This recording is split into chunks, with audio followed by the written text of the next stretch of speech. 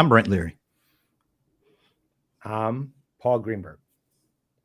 Although I don't feel like Brent Leary because I feel like having not shaved for 2 months until today, I feel like a whole new person, actually. Well, you look clean.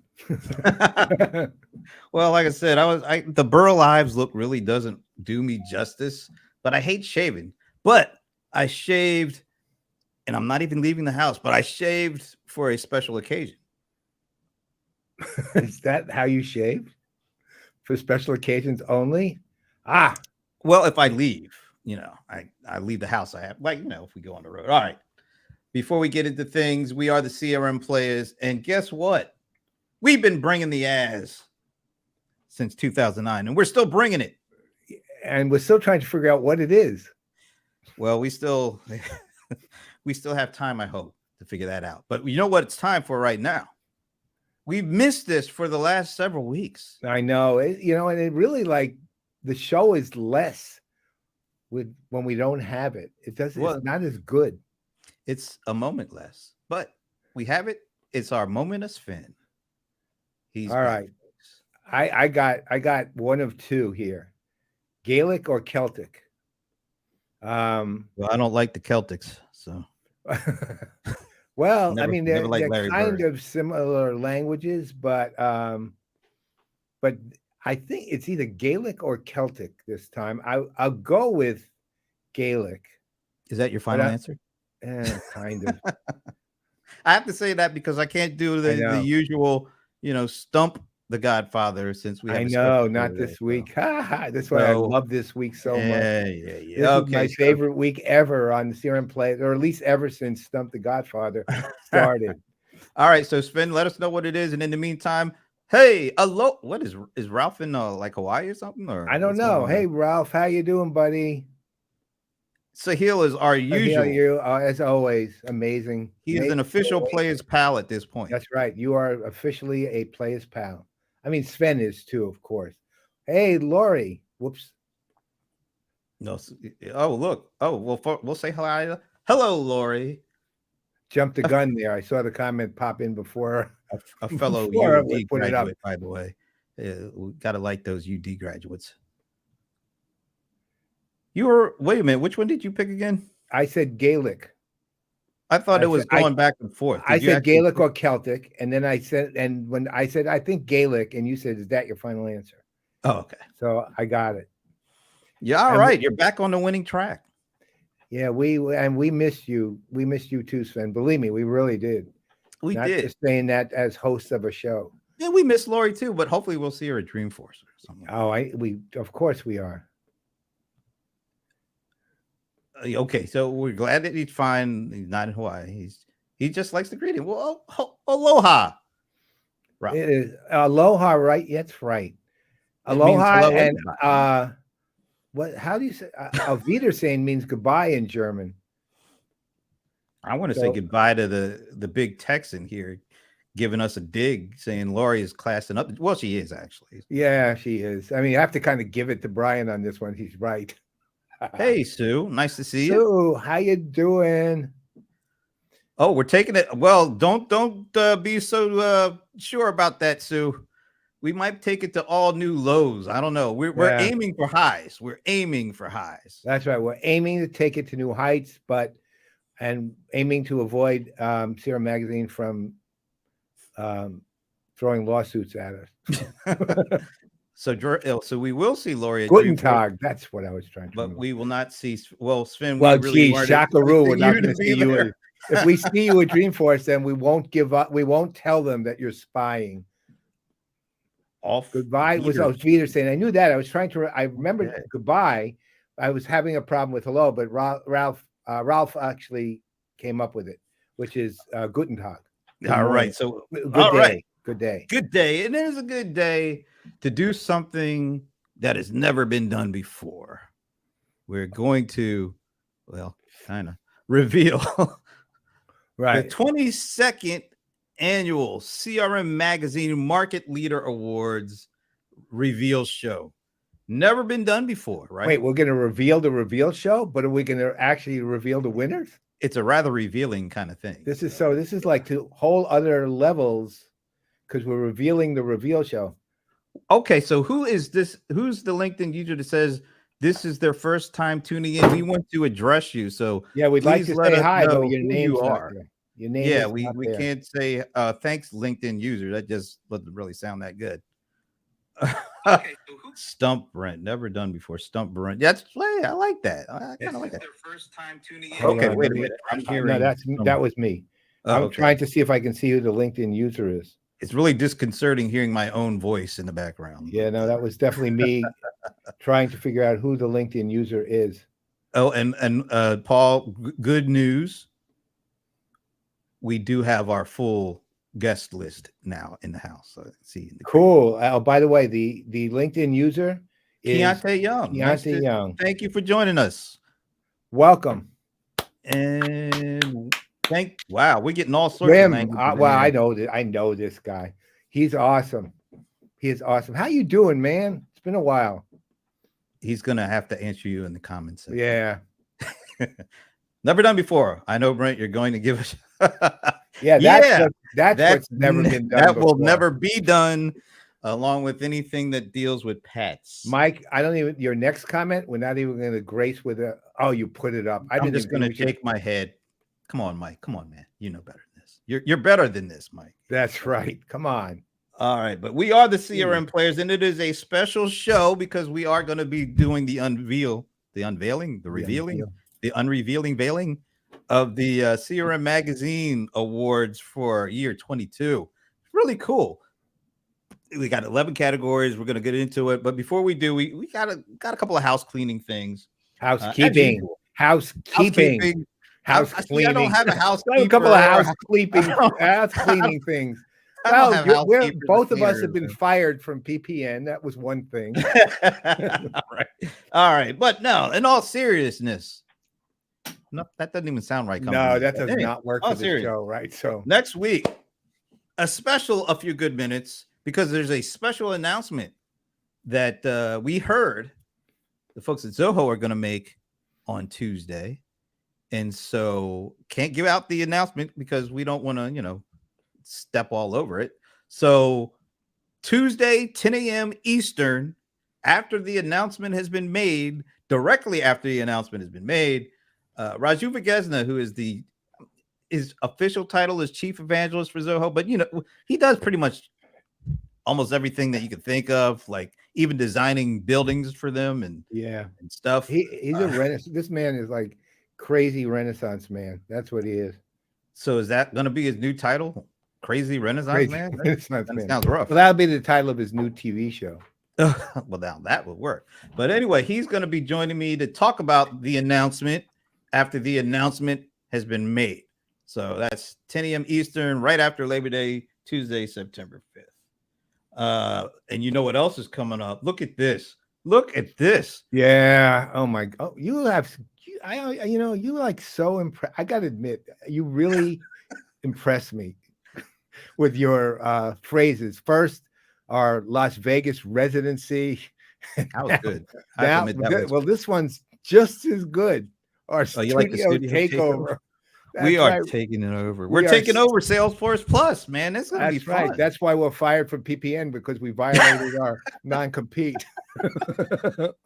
No, we are really kind of psyched because last year we got the tour of Salesforce Plus Studios.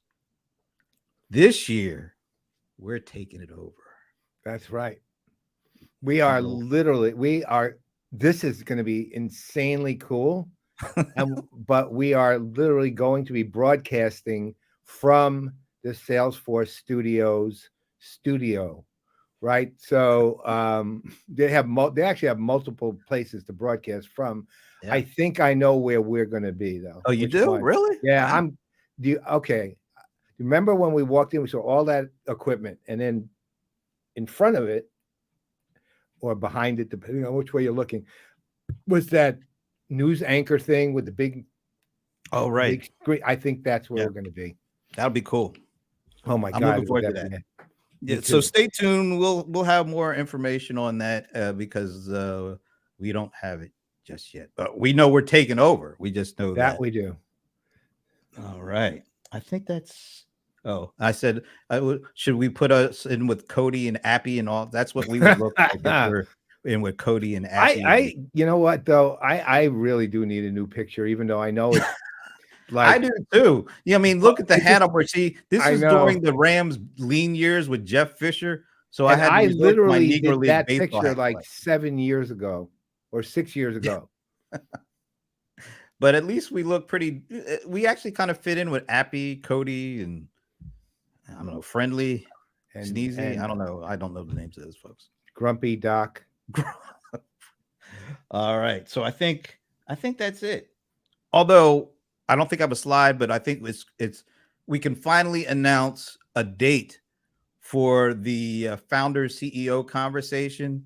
We've been talking about it for like the last month or so, where we're going to have the founders of Verint and Pega and Zoho, all three together at one time to talk about their journey. You know, they've taken companies from $0 in revenue to $1 billion in annual revenue over a span of, I think, 27 to 40 years, right? Yeah. I mean, Yeah.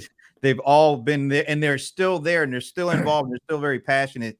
So we don't have a slide for this, but mark your calendars for September 22nd. It's Friday. It'll be at 11 a.m. Eastern, where we're going to bring together Shritter Vimbu from Zoho, Dan Bodner from Verint, and Alan Treffler from Pega.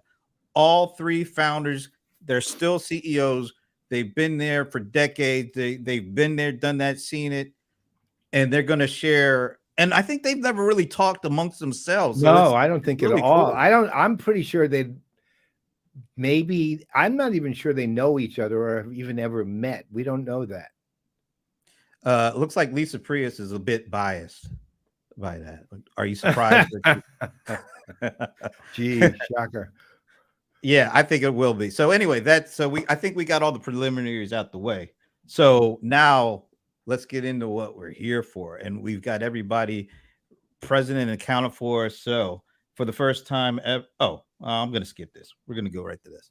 I was going to ask you about, we'll wait because we got everybody here and I think everybody's waiting for the awards. So, all right. So 2023 CRM Industry Awards.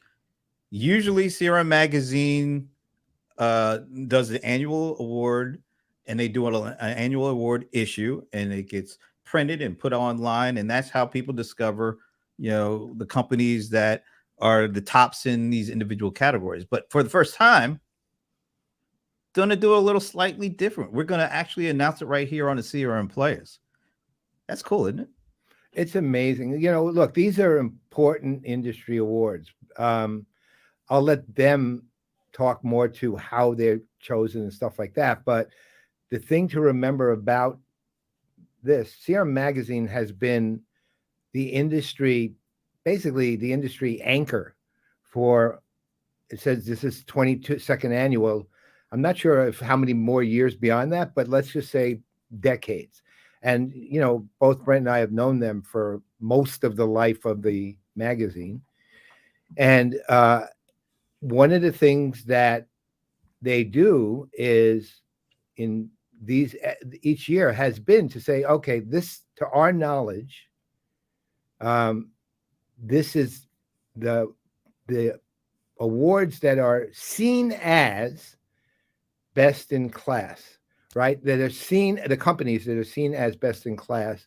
And these are the companies that are, to year to year, it varied in terms of how the judging went, but these are the companies that the people who know of the industry see that way, and that the people in general see that way. And so they're important because the recognition is meaningful. It's not just, a lot of awards out there is just people give them so they can go out there on their own and make a name for themselves by giving out awards, and everybody likes to scarf that up. No, this is a foundational organization, one of the organizations that helped build CRM into the largest business software category and market in the world. So, take them dead seriously for the importance they have. Although it's going to be fun to hear who they are. Right. And Keontae, I hope that explains what CRM magazine is, because he had a question about that. Okay. And before we bring on our guests, let's say hello to the Jolly Engineer. I mean, come on, it's pretty cool, man. I like your bike, I think, even though I don't ride. So you can tell me all about it. I would know what you're talking about. I just like the fact that he's jolly. He's the jolly. He is. And you know what? He's got that kind of jolly look. He's out there doing stuff. All right. Well, let's bring on some folks who have just got done doing some stuff. We're also jolly. I think they're jolly. The publisher of CRM Magazine, Bob Fernekees, and the editor, Len Klie. All right. Len, how do you pronounce your last name? Because we had a little. He was right. He was right. Len, you should have corrected me 12 years ago. At this point, it's one of those names that gets butchered every which way. So as long as they address it to me, somebody go, well, I don't have a that clue. I don't have a Klie. I don't have a Klie. I don't have a clue. Oh, wow. I'm just working on it. I get Kyle, I get Kylie, I get everything. Kylie. So Wow. Add letters, take letters away. Klein, I've been Klein. called. That would be a good one. Glenn Klein. Hey, get Brent, I everything. just want to mention that you always screw up my name too, but Yeah. we'll let that one. Oh God, how do you pronounce your last name, Bob? Fernekees. Fernekees. You always. I do the yeah, Fernekees, right? Yeah, right, exactly. Yeah.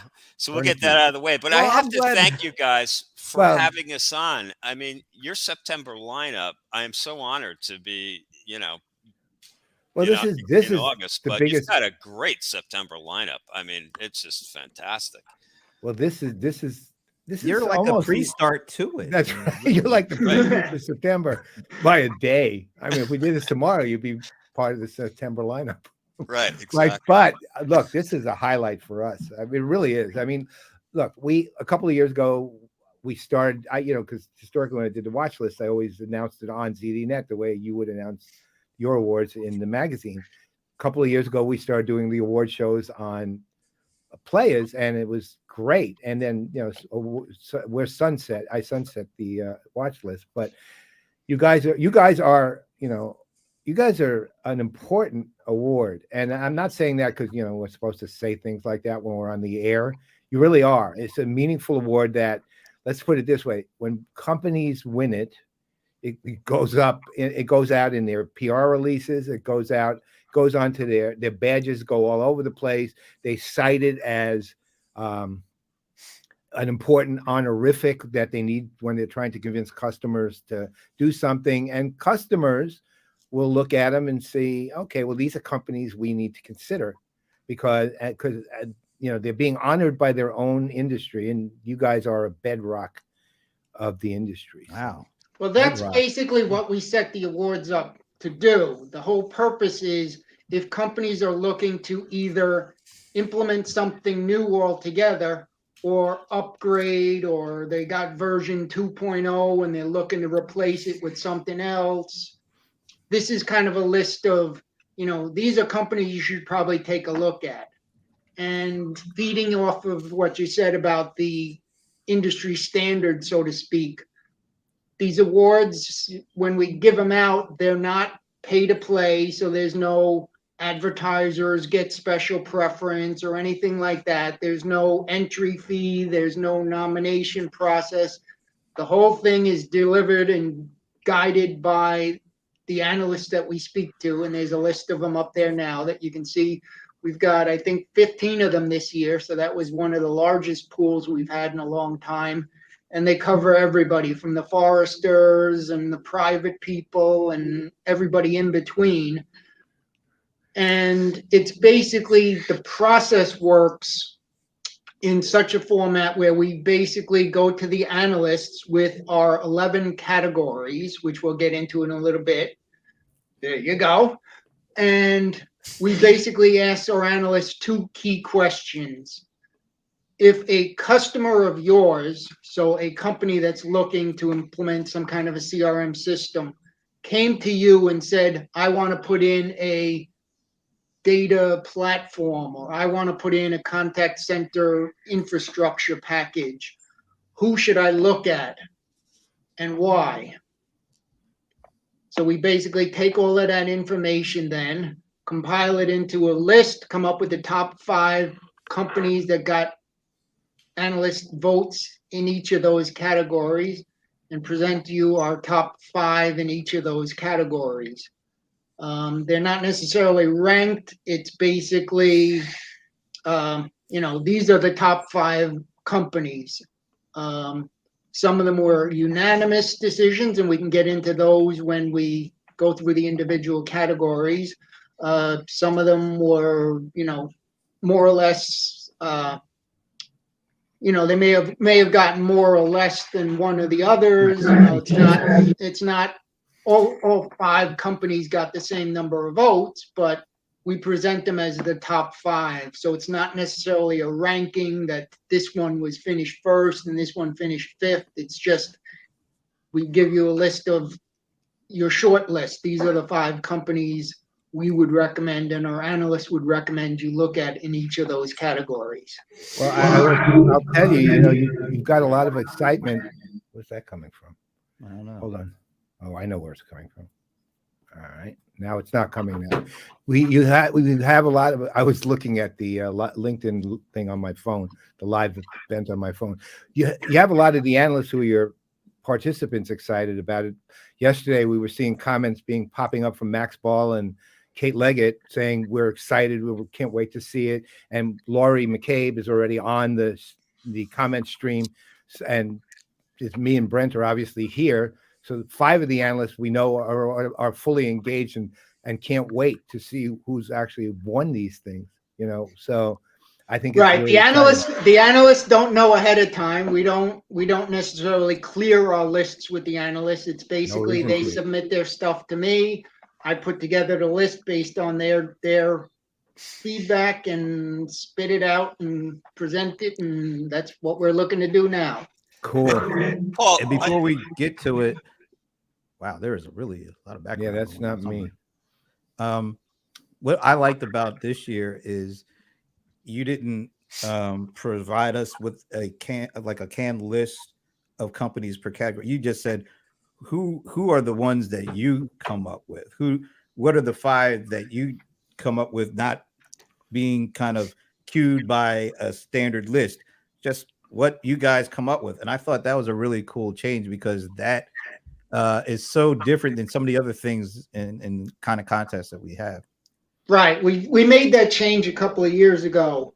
We used to have a process where we sent the analysts a list of basically 10, 15, 20 companies in each category and asked them to put a number ranking from 1 to 5 for each company. And then there was a lot of math and crunching numbers and percentages, and this counts for this amount and this counts for this percent, and it just got to be so unwieldy, and it was a lot of work for the analysts. It was a lot of work for us on the magazine staff to put together, because we had to do all of those number crunching, and I remember each time you put the numbers together, something didn't quite work out quite the same, and you ran the same numbers 3 times and you got 3 different results and stuff, that it got a little unwieldy. So we decided to come up with and change the format to basically, like I said, 2 simple questions. In this category, which 5 companies would you recommend and why? Is it me that's echoing here? Might be. It's not me at this point. Okay. I just wanted to mention, sorry for that interruption, but we really, if I think the chief takeaway for the flavor of the awards is that it's CRM Magazine's industry awards, but really it's a consensus of the people that we've been relying on for the last 25 years or so, who have been contributors and really know the industry well. As Len said, there's 15 or 16 this year. That's a lot of people, a lot of deep, regardless of how we come up with, the people that should be on the short list. It really is a clear and, conflict-free process. Nobody's got a dog in the game, and really we're just trying to aggregate the combined knowledge of people like you guys and So you're other people basically on saying the. you said a bunch of old people doing this. You said relying on for 25 years, right? That's a bunch of old people. Well, some of them were very young 25 years ago. I So wasn't then. Nice. That Okay, so why don't we get into it now? The first thing you want to talk is not really a category, but you have something you're calling conversation starters. You want to start with that? Sure, we can start with those. All right. Basically, the conversation starters, what that means is these are companies that really they didn't necessarily get an award in one of the categories per se, but they definitely did a lot to shake up the industry in the last year. So certainly you see OpenAI on the list that just popped up. OpenAI, certainly you can't overlook, no matter what kind of conversation you have in any kind of CRM context, the whole chat GPT, generative AI, all of that kind of stuff is top of mind for just about everybody. So you can't say OpenAI didn't have an impact. They might not necessarily be a CRM vendor per se, but everything we're doing in CRM in the last couple of months has revolved around OpenAI's products in some way. So they're certainly a factor in this conversation. Then you got a company like Meta. Again, not necessarily a CRM company, though they do have a CRM platform with their whole customer acquisition from about 2 or 3 years ago. So they did acquire a CRM platform, but their big contribution this year was that whole Threads platform, which is kind of their version of Twitter, I guess, for lack of a better word.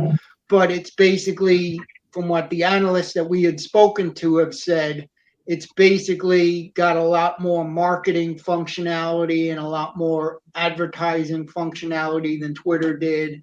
And it's a different platform in that regard. So they qualified in there. User Testing is another company. They've done a lot. They're basically direct customer feedback. You want to make a change to your product line. You want to make a change to your web design. You want to make a change to your branding message or something like that. They're kind of the company that puts all of that feedback together and helps steer that. Double Verify is working on the whole idea of ad fraud and keeping things honest and that kind of stuff. And Churn Zero does a lot of the similar type things. So, those are all companies that didn't quite fit into any one of our niches when it comes to the product categories, but they definitely had a lot to say and a lot to do as far as the industry is concerned in the past year. So these guys, wow. Are you hearing that? Yeah, we're definitely hearing that. I think maybe you have a tab or something open. Len, maybe you could just talk about any general kind of trends that drove you towards these particular companies. Well, like I said, primarily, you can't look at OpenAI without Chat GPT, and certainly that's I would say the premier trend we're seeing is, everybody's looking to do something with generative AI and redoing their forecasting capabilities or redoing their feedback or their responses when customers send in an email, or automating messaging through pushes or through email or through chat. That a lot of this whole automation process, like I said, basically what this is, we worked off of some feedback from the analysts, but a lot of this was feedback on our own research, doing some looking into which companies made news, which companies had a lot going on. We went through our website to see which companies were busier. Some companies were busier than others. And like I said, it was also tied into, companies that we used to do this and we used to call them rising stars, but that was kind of deceptive because that gave you the impression that these were upcoming companies or startups or something like that. We changed it to conversation starters because these companies don't necessarily have to be startups, but they have to be companies that started conversations. Right. Still having some issues there. I don't know exactly where it is coming from, but okay, no, that's cool. And some of these companies, like I'm sure most people aren't really familiar with, like Churn Zero, Double Verify, user testing is starting to make a name for themselves. But it's cool to see a mix of kind of the brands that everybody knows, but also companies that maybe some people don't know that are starting to, like you said, start a conversation or start to make a bit of a name for themselves in the industry. That's pretty cool. Yeah, I think Churn Zero, I think they're a company, I think they've been around for about 5 or 6 years, but they really only started turning it on in the past year or two and building a lot of support and gaining a lot of traction among customers. Same for Double Verify. I know they've been around for a while, but they're just really starting to make a niche for themselves and that. Certainly Meta's been around for a while. OpenAI's been around for a while, but again, they really only made news this year with OpenAI's ChatGPT release back in, what was that? I guess November. Yep. One more question. Wow, this is coming from somewhere other than me. I'm gonna put Len on mute just for a second. All right. While we talk a little Yeah, bit. that was it. It's coming from Len. Len. Len, okay, so what I was going to say was one last question before we move on is, do you see these conversation starters, because they're really obviously companies that have had real impact now? Do you see them as kind of, okay, I mean, look, we know OpenAI has kind of been transformative impact already, and obviously it has long-term implications, but do you see, for example, Churn Zero, Double Verify, user testing with long-term impact, or is this seen as these are companies that have had impact now, can't really say what it'll be like in 2 or 3 years? Well, these are usually companies that we expect are going to be around for a while and make an impact. In the past, we had a trend where when we would name the companies rising stars, usually that was kind of a signal that they were going to be acquired soon. We had a lot of rising stars in the past that we named them a rising star, and 6 months later you found out they'd been acquired by Salesforce or Microsoft or SAP, or one of the big companies came in and swooped them up. So that's not saying necessarily that that's what's going to happen with these companies, but that's one of the options that usually comes in, is that the company, because these are niche companies and somebody like Salesforce wants to expand into this particular area, so they might go and buy up some of these companies. Certainly we've seen Microsoft with their heavy investment in OpenAI, and they started off with, I think initially it was a $1 billion investment, and then they ponied up another 10 billion in the past couple of months to, so who knows where they might wind up 5 years from now. But, as of right now, these are companies that we expect are going to be around for a while and going to be shaping things around for a bit. Okay, Len, so what we're going to do is we're going to mute you when you're not talking and when you end talking, and then bring you back on when we ask you a question, because I think that's where some of that background noise is coming from. All right, so Enterprise CRM Suite next. That looks like that's the next one up. So this is probably one that a lot of people are interested in. So the Enterprise CRM Suite winners are... Okay, all right, Len, I'm going to turn it over to you to talk a little bit through this list. Okay, again, these are five winners, not winners, but the 5 companies in the category. presented in alphabetical order, so there's no necessarily ranking that Microsoft finished first and Salesforce finished last. It's, basically these are the top 5 companies. We went to the analyst, said so this enterprise would be larger companies. So we would consider that, companies that have 1,000 or so employees or more, and they're looking for a full-fledged suite. So they're not just doing a contact center program. They want to do a full thing that'll cover sales, marketing, customer service, somehow all of these products tied in together.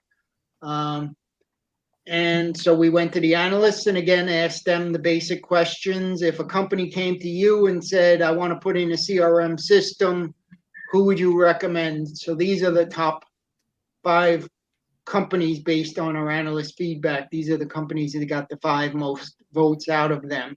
In this particular category, Salesforce was a unanimous favorite. So all the analysts that put in their 2 cents worth for this particular category had Salesforce on their list.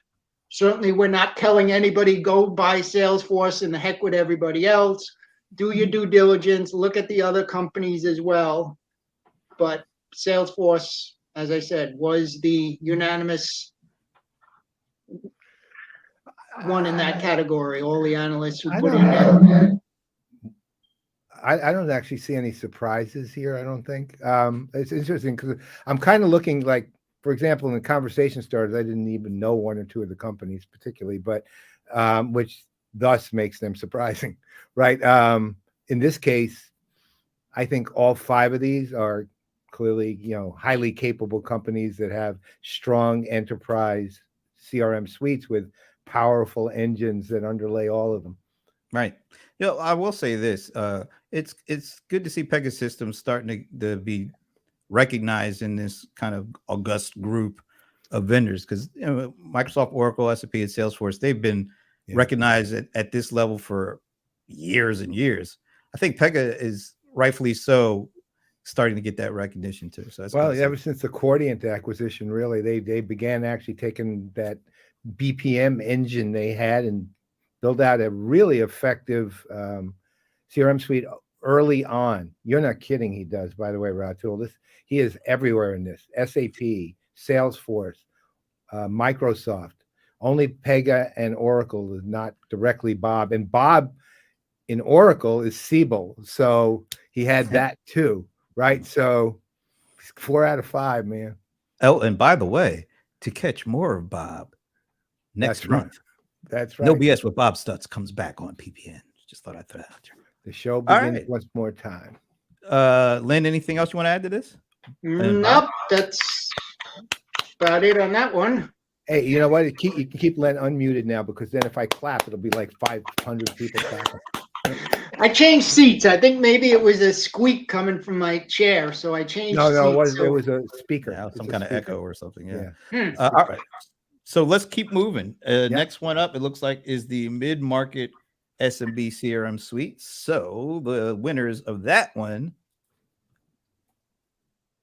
probably no surprises here too, right? No, most of these companies have been around in that spot for a while.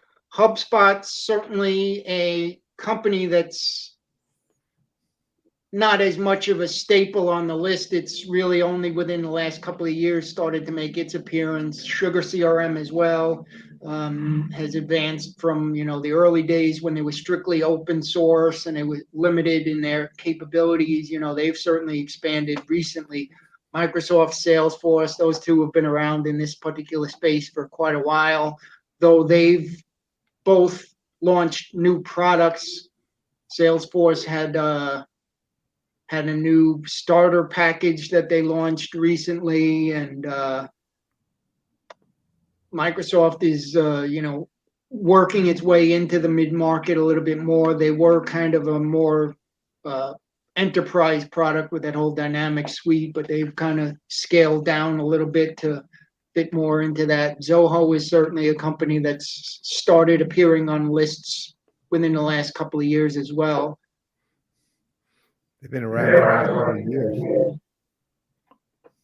But they recently they launched, I think it was in 2020, they launched this Bigin project, the BIGIN, however you Yep. pronounce it, I guess Bigin, that they really entered this space in a big time way in that regard, with the Bigin project. I think it was 2020, so they're really only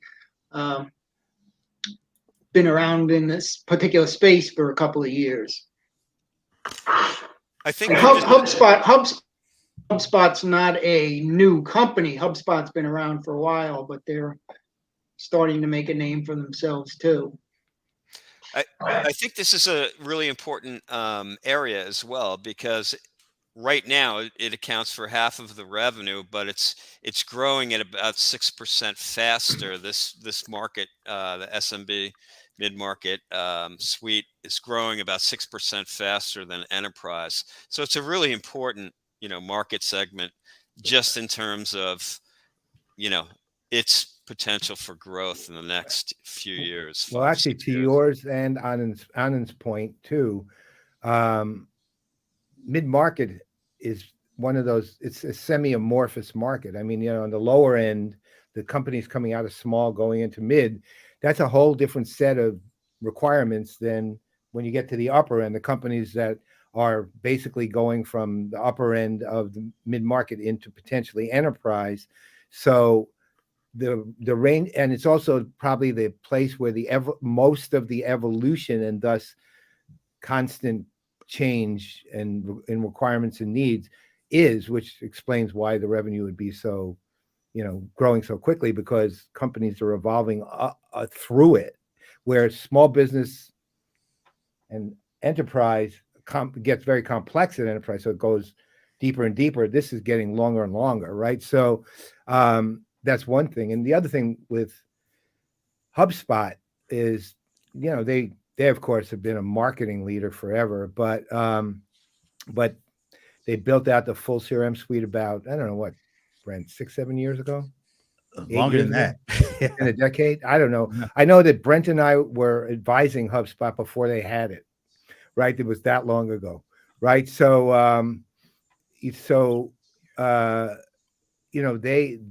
their recognition is kind of interesting to me in that regard. It's not a surprise, just interesting in that they have had, their footprint has been so powerful in marketing that it's hard to get a bigger footprint sometimes because it was so big, right? But your recognition kind of gives them, let's say, gives them some gravitas for their recognition as a CRM suite.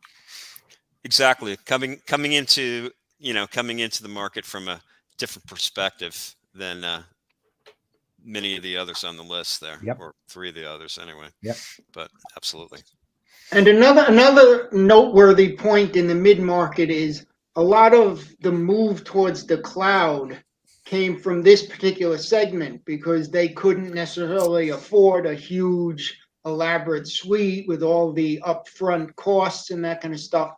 So a lot of the drive towards the cloud, and basically what we found when we were doing our research for the category was that the cloud was a big factor in a lot of these companies. And when companies are looking to put in a CRM system in this particular segment of the industry, a lot of them are looking for a cloud solution because they don't want to have to pay for the upfront costs and the maintenance and the upgrades and the.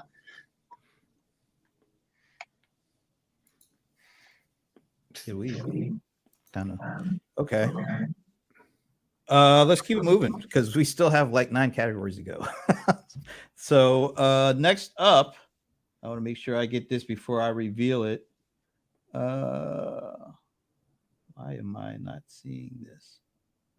Okay, so the next up is a little differentiator from the suites. We're talking contact center infrastructure, and those winners are AWS, Five9, Genesis, NICE, and Verint. Lenny, you want to take it over and talk a little bit about that? Okay, basically this category is when we define contact center infrastructure, we're talking about the basic pipes of the contact center. So it's the phone system, it's the dialers, it's the automatic routing system, it's the ticketing system, it's the stuff that makes the call center work. The phone switching boards and all of that kind of technology. So Amazon is up there. They've got their Amazon Connect suite, which is it encompasses everything. It's the IVR, it's the routing, it's the dialing, it's the inbound, the outbound, the text messaging, and tying it all together. A lot of these companies basically been around for a while. Amazon's fairly new to this. They launched that Connect platform, I think it was about 5 years ago, I want to say, give or take, something like that. But Five9 certainly been around for a while. Genesis has been around for a while. They kind of had a bunch of different products scattered all over the place for the longest time. Then when they bought Interactive Intelligence, they kind of had even more products scattered around, and they've kind of meshed everything together around their cloud CX platform now. NICE has been around for a while, but they've really come into their own in the last couple of years with the CX1 that they launched. That's kind of an all-in-one platform. Verint's another company, been around for a while, been doing this for a while. Their basic bailiwick is the whole contact center space. They started off in the analytics, and then as analytics kind of branched into other things, they've kind of flushed everything out into a full suite. So yeah, not really much in the way of surprises in this particular category. All of these companies have been around for a while. They've all had tremendous success. Just something about that, changeover from Lenny to anybody else. There's a little bit of a residue or something going on there. Very cool. Paul, you have anything to add on that one? It's not really my area. I mean, I'm not shocked at any of these. I can't say that any of them doesn't deserve it, because I think they all do. And I, but IVR and telephony were never my, let's say, my forte. So, the honest truth, why? Because I always thought they were really boring, right? So, I mean, they're necessary. It's not that they're not, but that everything necessary isn't always exciting. And this was not one of those exciting things to me. So I didn't pay much attention to it, other than to be aware of it and note it because I had to. But that's it. There's nobody on that list I would be even vaguely surprised is on that list. And nobody who's not on the list, I'm surprised isn't on the list. I can think of one company maybe that might have made that, but that's it. I went to 2 of the company events. Well, you went to Verint, of course, and right. And I also went to Genesis. And it's interesting to see how companies like these are integrating, all this stuff with the Gen AI and AI in particular into kind of the contact center, and how they, are trying to leverage those technologies to provide better, not only better experiences for the customers, but also better experience for the agents, and making their job less tense, let's say, by giving them information that in real time that can help. We call it, well, it's been called Copilot, we call it Wingman, but giving the agent the tools that allow them to make their job easier and interact more efficiently and effectively with customers. So it'd be interesting to see how they all kind of integrate those kind of technologies into that infrastructure. And that's where it gets exciting, right there. And this particular category was one of the, because these are only 5 companies, there are literally dozens and dozens of companies that do this to some extent. So this, in terms of analyst feedback, this was the one where we had the most companies that, they may have gotten 1 vote, 2 votes here and there, but this was by far, when we started putting our lists together, this was by far the category that had the most entries in terms of, the analysts' picks. There was by far, as I said, these are 5 companies, but you could just as easily fit in there another dozen or so that could easily have fit had they gotten 1 more vote here, 1 vote there. Hey, This you is give us- also another really important market segment, which is growing healthily, and in some ways, you can almost compare it to utilities. It's everybody needs it, and it may not excite somebody like Paul, but a lot of people, it's really exciting. right? If they said that Now, if you said that their CEOs of these companies were Yankees fans, that would actually get the job done. not this year. Not this year. All right. So, Len, I just want to ask you quickly, give us a ballpark of like the number of companies that were brought up, if you can.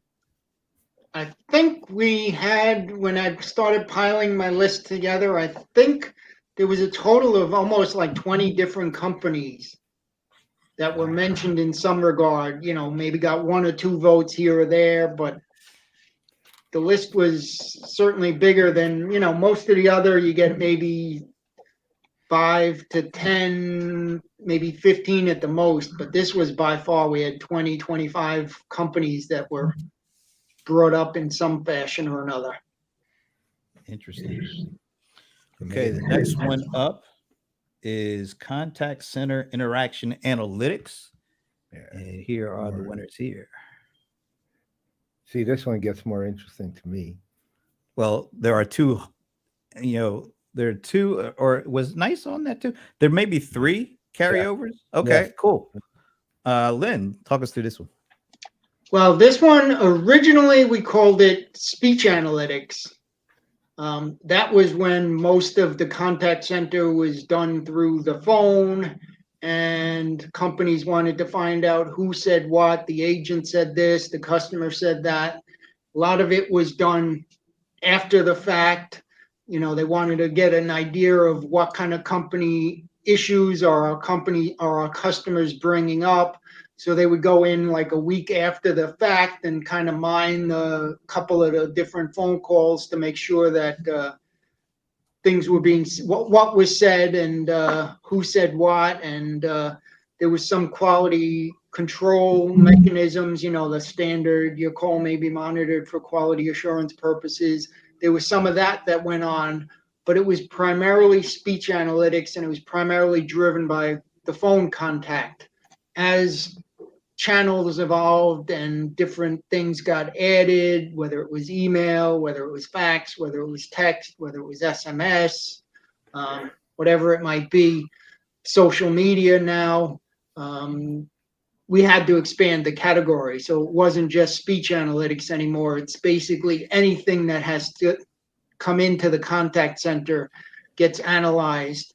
And in today's world where everything is instant, they didn't want to have to go back 2 weeks from now to listen to what was said today. They wanted to know in real time. So it's gotten to the point where a lot of it is, we can do this on the fly. As the conversation is going on, the agent gets a pop, the supervisor gets a screen pop saying, hey, this is happening. This is what they're talking about. You need to get onto the phone and talk this one through because the agent's stuck, whatever it might be. So we've seen a lot of evolution in this particular category. Some of the companies, again, have been around for quite a while. Coal Miner, that's their specialty. Nice is, they've been in that space for a while. They acquired Nexidia probably 10 years ago or more. And they've been around for a while. Verint's been in this particular space for a while. Genesis really only started getting into this area a couple of years ago when they acquired a lot of the contact center stuff from Interactive Intelligence. But they've really come into their own. They've made the list, I think, the last 2 or 3 years that they started. GridSpace was an interesting one. They're a new company that popped onto the list this year. And some of the analysts basically kind of said that, they've really made a name for themselves. They don't do as much as some of the other companies, but what they do really well. So one thing that I am not surprised at is that Genesis, Nice, and Verint bled over to this, because ultimately, as far as at least I'm concerned, and I think a lot of the analysts are concerned, we live in a world now of like platforms and ecosystems because of needs that especially at the enterprise level, but in general, companies are thinking much more in those terms. So you're seeing, what used to be very distinct areas become part of an overall platform or part of an ecosystem of needed for customers to get the outcomes they need to accomplish whatever it is they're trying to accomplish. And so seeing the analytics and the infrastructure kind of, let's see, three companies being lauded for both is not surprising. And, Brent and I have a pretty strong relationship in terms of, we've done a lot with them, with Verint, and we've seen that with them up front, so that bleeding over, that three, win both categories doesn't surprise me at all, given current requirements, really. Hey, quickly, Lynn, Sheila had a question about, were there any unanimous contact center companies? Oh, you're on mute, by the way. Oh, no, there was no unanimity in this category. It was kind of a mixed bag, not as big as the contact center and infrastructure one, but there was a mixed kind of spread all over the place as far as company names on this one as well. The one thing we're probably looking to do this year, we called it contact center analytics. We're probably going to wind up changing it to something like conversational analytics or something like that, because we're finding a lot more as we go through and as the industry evolves, that this is gone beyond the contact center, that sales departments are using this to make sure that, the salesmen are following the script or, mentioning what they're supposed to. You're seeing a lot of stuff in the collections space, in the financial services space, where they have a lot of disclosures that they have to do to make sure that the person that picks up the phone and talks to the customer is mentioning those things before he gets into the specifics of the call. There's a lot of marketing where they want to make sure that the marketer is following the script and he's doing all the disclosures that he's supposed to. So we're seeing a lot more of this going beyond just this contact center to fill out marketing, sales, even e-commerce, that they make sure that the customer knows at the end of the conversation that his shipment is going to arrive by UPS on Thursday or whatever it is. So we're seeing a lot more beyond just the contact center, that we're probably at some point in the next year, we'll change this around to conversational analytics or something along those lines. Dan Miller will be very happy. Yep. Hey, another thing, just to talk about the market a little bit more broadly, is that this area is really hot.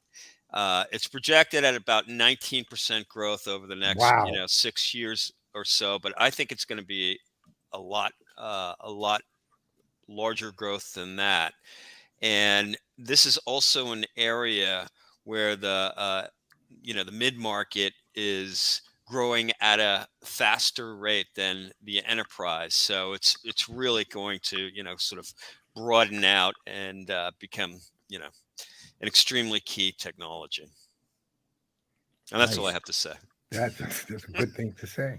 I just said nice, and I just realized they've been on both of these last two lists so far. And going to the next one, which is workforce engagement management, there's going to be a bit of a common theme here. Looks like the three amigos from the other two are still here with us, but Lynn, talk to us about workforce engagement management. All right. Well, this one used to be, I guess the terms have changed and the industry's adopted a lot more broader focus. It used to be considered workforce optimization, or WFO, but as things have evolved, we've branched it into workforce engagement management, because they've kind of expanded. It used to just be basic scheduling, forecasting of needs in terms of, we're expecting to have this kind of a volume of calls at a certain point, so we better make sure we have 100 agents on the floor at any given time to meet that demand. And it's gotten beyond that to quite an extent, where it is now the real-time guidance of, the agent's having a problem, and we need to get on the phone to fix whatever's going on, or there's a lot more quality control. There's a lot more AI playing into this as well, because they're using AI to generate their forecasts based on past volumes and that kind of thing. So it's the category has evolved quite a bit in the last, I'd say, year or two. It's really kind of taken on much broader. And again, this is another one where it used to be strictly contact center, and now it's gotten into the sales department, into the marketing department, because they want to make sure that they have the right people in the right places at the right time to make the right connections. So in the marketing, they want to make sure that they've got people on the email channel. They want to make sure that they've got enough people doing the social media monitoring, whatever it might be. So it's taken on a life outside of the contact center. It's still primarily a contact center at this point, but it's evolving beyond that for sure. But Brent, thank you. One of the things that really interests me here is, first of all, Verint and NICE have been players in this world forever. I mean, I remember them a decade ago each, so to speak, talking about it was workforce management and just WFM or optimization, one or the other. The only company here I don't really know much about, and I'm really kind of curious about, is Playvox.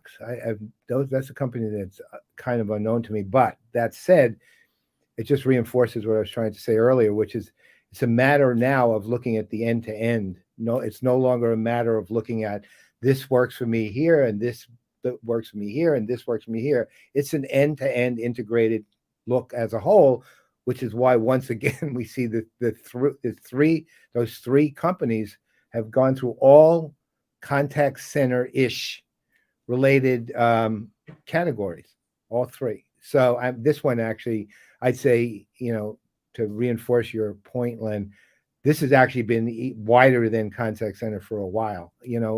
More so, obviously, the other two were more specific. This has been wider than a while. In fact, NICE ties this strongly to their CX platform, as does Verint. Right, that's how they tie it. Right, they've always done that. So it's really interesting to me to see the bleed. But can you say a little bit about Playvox, just because I literally don't know them?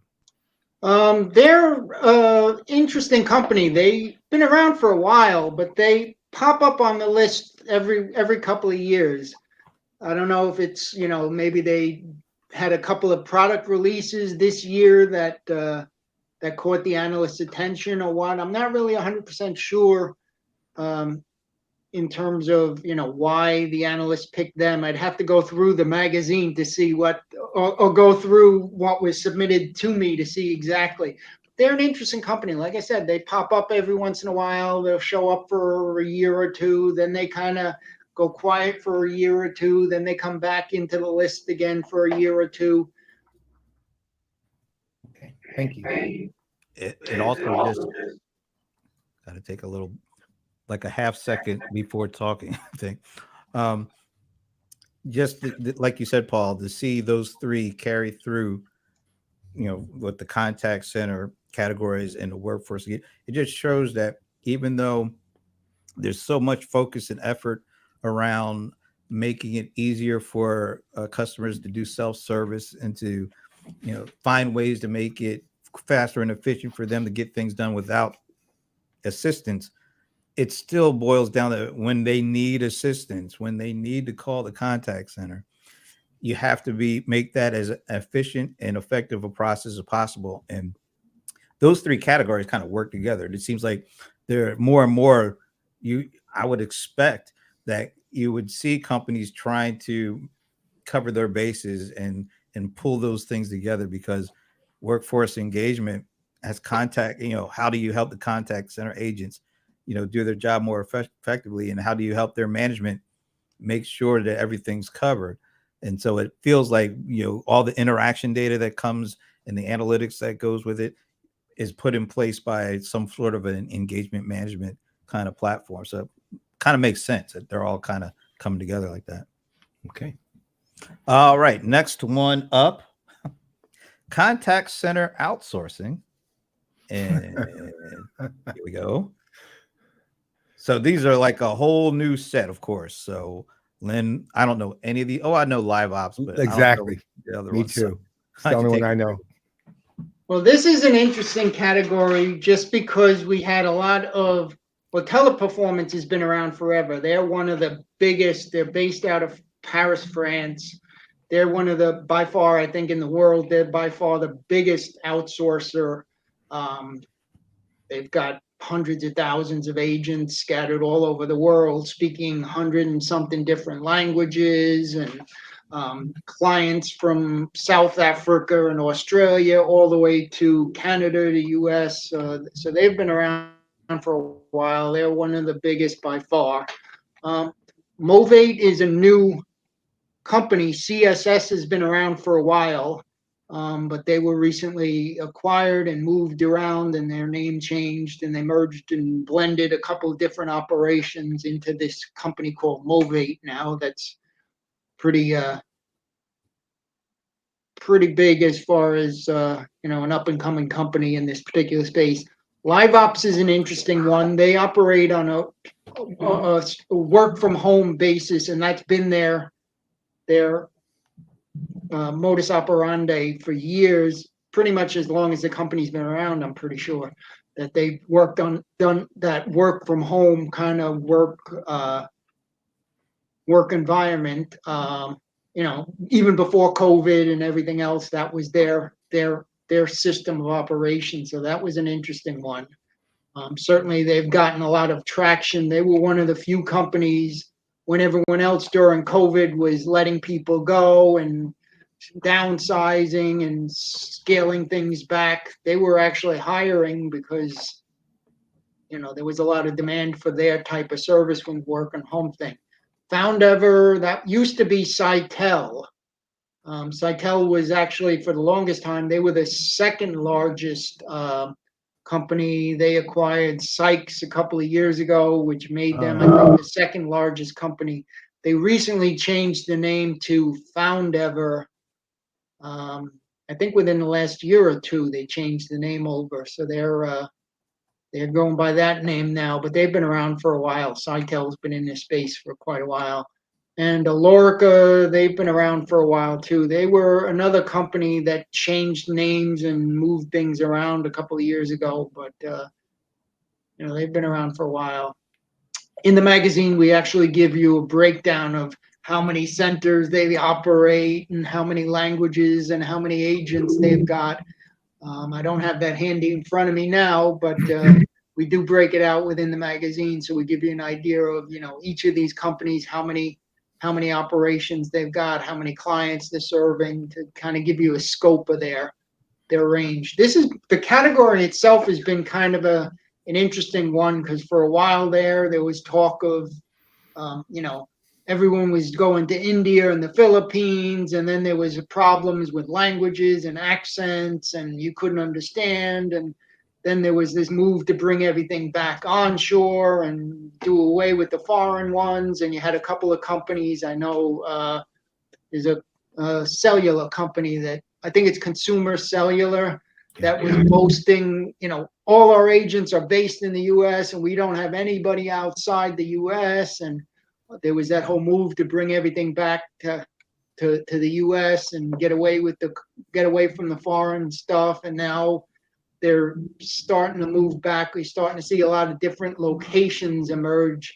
Philippines and India were always kind of big, but now you're starting to see a lot of South American, Caribbean, Brazil, Jamaica, Dominican Republic, and even in Europe, you're starting to see a lot of the Eastern European countries getting into this, operating contact centers. You're starting to see some of the Middle Eastern. Egypt is a big location that's coming out now. So it's an industry that's gone through a lot of changes.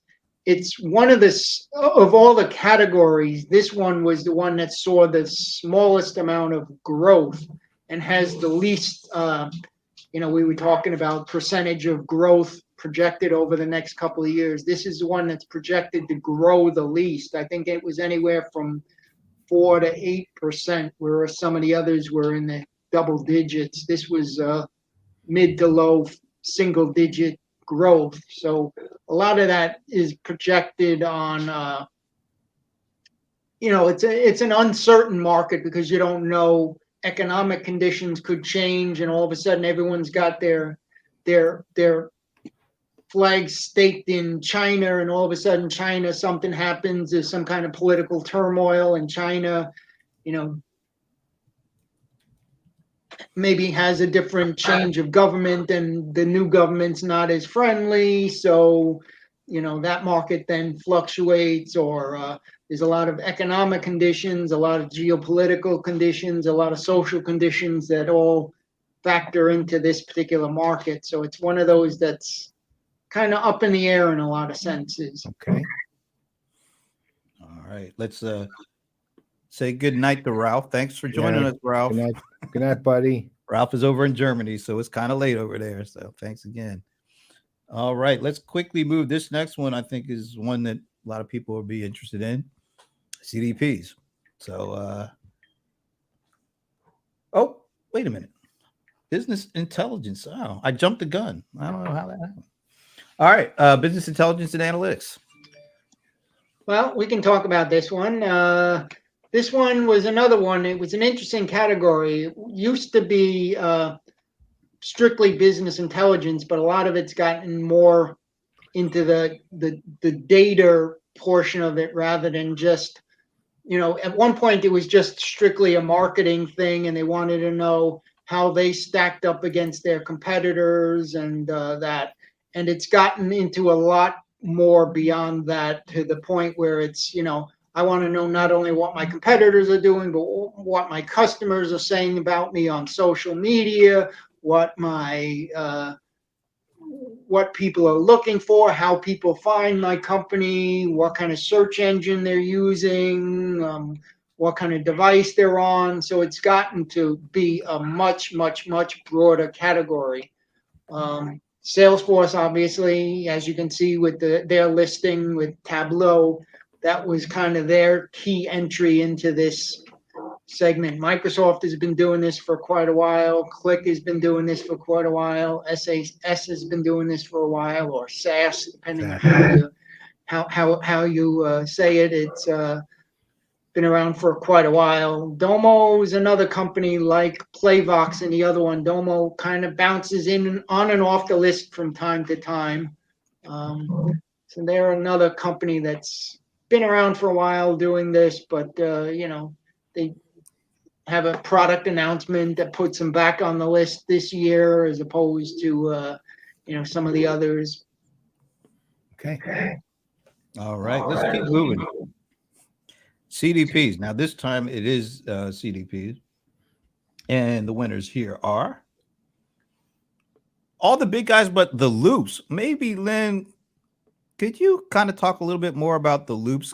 Because I don't know if a lot of people have heard of them before. Yeah. Mute. Oh, you're muted, by the way. Oh, sorry. Yeah, that was an interesting one. That one, a few of the analysts threw out there, and they were a surprise to me too, because I didn't think they were as big of a player in this particular space as that would seem. But I was kind of surprised by them. I'd have to actually look and see what prompted people to put them on the list. I know there was a few analysts that had mentioned them. All right. Well, I mean, the other ones are pretty obvious choices, I think. Right. So, We know those. But my old acronym AMOS is back. that's right, Amos. Famous Amos. Adobe, Microsoft, Oracle, Salesforce. AMOS. Just for Paul, those of you who don't know. Are you surprised that one of the bigger companies is not on the list? Well, I'm always surprised at bigger companies. I'm also surprised, to be honest, that Telium's not on the list, for example, who are, as far as I know, are a serious player in the CDP world. Right. Didn't we have somebody on from them on our executive roundtable? Yes, we did. He was at the time he left, but he was like the CMO or EVP of marketing for them. They're heavy hitters, at least as far as I know, and as far as I've seen. So they're a little bit of a surprise not being there, but every other one on this list. Well, hey, Len, don't worry unless you got it. Don't worry, because it's in the magazine and people are Right, going to be able to go. yeah, exactly. That's what I was just going to say. You can actually go into the magazine and you can read up a little bit more about each of these particular companies. Great. But yeah, they were an interesting one. I get their approach is a lot different. They look at it more as a usage data, and that they analyze a couple of different things beyond the usual. Thank you, Michael. For those who don't know, Michael is the former head of Adobe Retail, and now is hanging his own shingle out. And of course, this guy, he's he's a player. And if you're looking for somebody to talk to about retail, he's the guy. Is he a CRM player? He might as well be. He'll head up our retail industry division. All right, let's keep it moving, because now we're getting into some of the meatier ones. So the next one up is marketing automation. A lot of people are going to be interested in this. So the winners here are, Lenny, take it away. Okay, again, not really much of a surprise for any of these companies. They've all been around for a while. In this category, Salesforce, again, was a unanimous pick among all the analysts that rated. Salesforce appeared on everybody's list. Again, let me reiterate, don't just look at Salesforce and stop there. We want you to look at all 5 of these companies if you're in the market for a marketing automation solution. But HubSpot marketing's been their sweet spot for quite a while. They've been around for a while, and that Adobe's really gotten into that in the last couple of years. They made a couple of key acquisitions in the last couple of 5 years, give or take. Marketo and a couple others that they acquired that brought them into that space. Oracle's been around in that space for quite a while. Zoho, they've done marketing for a while as well. So not much in the way of surprises there, from my end anyway. No, I don't see anything. I don't see anything surprising at all. But I will say it's nice to see Zoho once again, like I kind of said with Pega. It's nice to see them being kind of treated in that same kind of group. So, all right. Next up, another biggie, Salesforce animation. Salesforce automation. That's right. Winner, dream. Disney. Disney. All right, here we go. Salesforce automation. Once again, kind of the usual suspects here. Although, once again, Sugar and Zoho are showing up, whereas some of the bigger, some of the other bigger players, bigger than them, are not. So that's kind of interesting. But one in particular.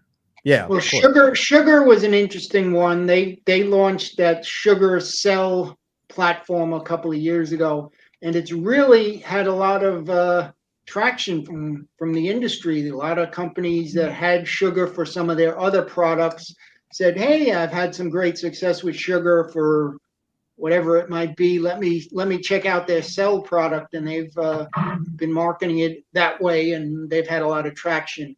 In this category, again, Salesforce was the unanimous favorite in terms of it appeared on everybody's short list. Not surprised there. I mean, their company is called Salesforce, so not surprising that they should, excel in Salesforce automation. Microsoft, their whole Dynamics product and that Dynamics 365 has been around for a while. They recently launched Viva Sales as well, and then they added this whole Copilot generative AI complex to simple stuff that they kind of brought into play, making, with Copilot, making the complex a lot more simple for their products to be used and easier to understand and navigate and that kind of stuff, which has been a problem for them for a while. So they're on the list. Oracle's been around in this particular space for a while. Sugar, like I said, they came in with the Sugar Cell. Zoho, again, a nice company to see on that list. No shot. Not a one. All right. I think we got our last category, which I like that we're ending on this because 5 years ago, people weren't thinking about this as kind of CRM-ish, but e-commerce platforms are definitely CRM-ish now. So here are the winners here. No real surprises here for me either, Paul. You see anything surprising? I'm not. I don't want to say surprised. I'm a little. Well, I guess a little surprised to see NetSuite per se on the list because I don't see them as their strength. I see them there. To me, their strength has been their historic strength, which has been ERP. But that said, I know they've spent a lot of time developing the e-commerce capabilities over the last several years, and so to me, that's like it's an important emergence of the company to an additional area. Same way that, look, CRM was never what NetSuite was, not a CRM company, but Was they it had NetLedger in the back when they first started? Right, and actually to the point made way earlier about these moving to the cloud, they were the first before Salesforce. They were the first, right? And but they built a very credible CRM suite tied very directly to their ERP. So seeing them here, while I don't want to say it surprises me, it's to me it's actually a really interesting confirmation of how they've actually evolved themselves over the years. I'll just mention that I have been fortunate enough to go to the last couple of Suite Worlds, and I kind of saw this coming. There a lot of emphasis at Suite World were on companies that were leveraging them for commerce and like kind of upper tier, small, moving into the mid market. So I'm not surprised at all to see that they're on this list. Well, and them and SAP were both, you had touched on it a little bit, and the two of them, and SAP and NetSuite, that was the reason that they're on these lists was they have an interesting where they tie their ERP system into this. So it covers from start to finish. So you look at, you do the research, you check out the product, you get the product information, and then they tie it into their ERP system. So it filters into it encompasses not just quote unquote the marketing and sales end of it, but they follow through to order placement, shipment, fulfillment, billing, the financial stuff that goes on in the back. So the two of them, they kind of really got into their own with this whole integrated package that ties their CRM, their suite of ERP stuff, plus the e-commerce all together. Adobe Commerce is a pretty big thing. Salesforce in this category, again, was unanimous, appeared on everybody's list. Shopify, they're the biggest platform in terms of buying stuff. If you're going to buy stuff, if you're not going to Amazon, you're going to Shopify. So it was interesting. We break it out in the magazine of how much volume gets done through each of these platforms in terms of dollar amounts, and they handle this amount of inventory and they handle this amount of market value in terms of products that go through their systems and that kind of stuff. So it's a pretty interesting read. E-commerce was a category that we hadn't considered. We just added it last year. I think was the first year we included it as a category. So it was one of those, you wouldn't necessarily think of it as a CRM, but a lot of it is CRM because there's a lot of marketing that goes on with that. There's a lot of sales that goes on with that. There's a lot of content management stuff that goes on with that. And these are companies that try to cover the full setup. So it's launching your store, adding information, putting your product descriptions up there and updating that, and the marketing, the sales, the tying in, so-and-so visited your site, and then it sends a message to the salesperson to follow up, and it's a pretty complicated setup of products and systems and everything tied together. So it's certainly it's a category that's not going anywhere anytime soon. It's only going to keep growing. And Awesome. All right, I think we reached the end of all the categories. It's some really interesting stuff. So I'm going to put this slide up so that people know where to go to actually get the actual issue. But as this slide is up, Bob, Len, any last thoughts or things you'd like to say before we end this one? Well, I'd like to just thank you guys again for having us on, and hopefully people will wait 33 minutes and download the issue. And I can go in and change it if we need to. If there's a lot of demand, I could probably go in and bump it up a little earlier. But as of right now, it's scheduled in our CMS to go live at 5 p.m. Yes, Eastern, and it's also a Eastern print time. issue, so you will get it in the mail as well if you're a subscriber. So Yeah. subscribe. That's great because we could only cover but so much in the magazine. There's more meat to it, so Yeah, definitely. we've got quotes from the analysts, so you can find out why so-and-so voted for a particular company and what it was, like we had the question of what is the loops and how do they fit into this. You can go into the magazine, see exactly who said what about them and why they're there. We get into a lot more of the meat. We also get into some general market trends within those categories. So we'll get into, when we get into customer data platforms, we'll get into some issues of, how much money is this market generating? What are some analysts predicting as far as trends within that market? Where's things going? Where did things evolve from last year to this year? So we get into a lot of that.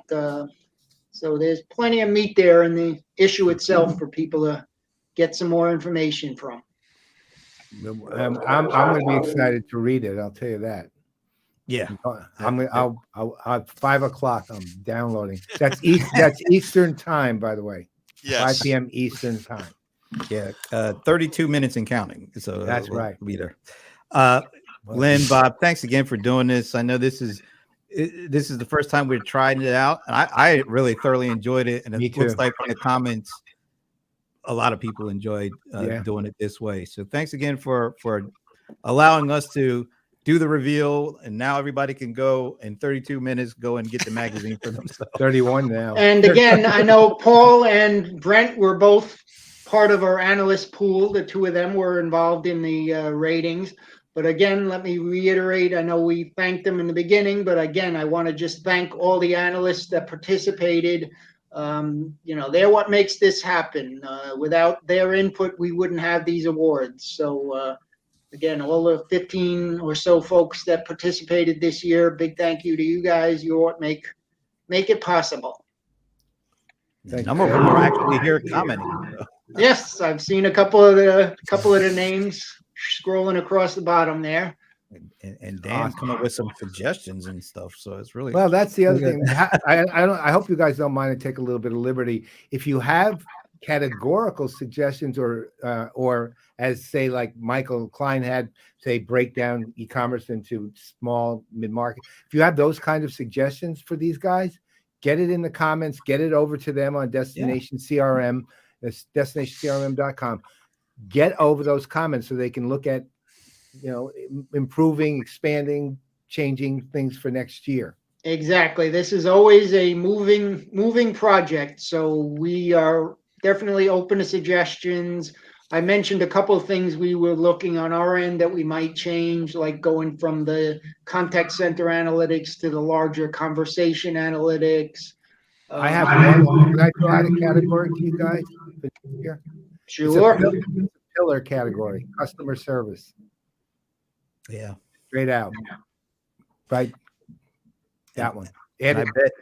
I bet Donnie would say maybe some kind of community platform thing too. That would another one. Yeah, that would be Donnie Weinstein's suggestion. We're sure. Community platform. We're just suggesting it for you, Donnie. That's right. We know how you think, sir. All right. Before we let you go, anything else coming up that people should be aware of outside of the awards, or?